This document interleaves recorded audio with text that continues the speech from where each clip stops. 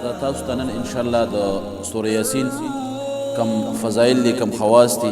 چې انشاءالله اغرونه شروع کی کم ملګری چې نوی بهترینه خبره داره چې انسان د سوره یاسین ورد وظیفه چې کوم ده د همیشه دپاره کوي. رسول الله صلی الله علیه وسلم فرمایي څوک چې سوره یاسین د شپې همیشه وي نو کله چې دله مرګ راغی الله رب الجلال ورته شهادت درجه ورکوي. رسول الله صلی الله علیه وسلم ارشاد فرمایي چې څوک سوره یاسین د شپې وی همیشه دپاره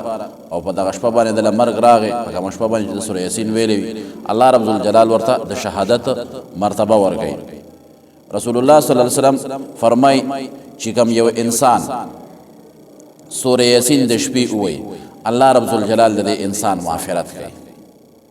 رسول الله صلی الله علیه وسلم ارشاد فرمایي چې کوم یو انسان د سوره یاسین د شپې ووایي الله رب الجلال د دې انسان بخنه کوي، مغفرت کوي.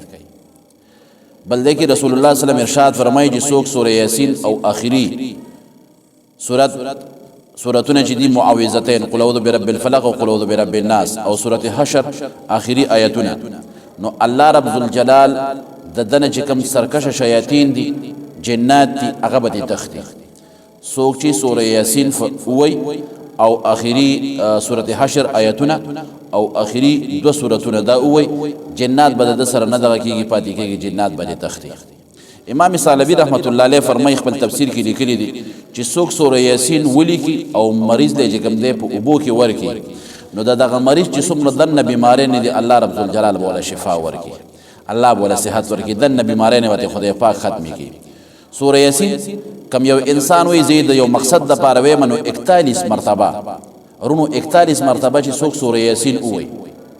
41 مرتبه سوره یاسین وی او د یو مقصد د پاره دغه کی الله رب الجلال بولا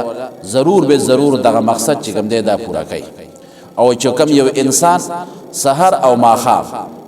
او ماخام سوره یاسین ورد کوي یو پیری وی د باندې به لوګ ناراضي د دیو چې کوم دی د باندې به تند ناراضي الله رب الجلال چې کوم دی د لوګم ختمي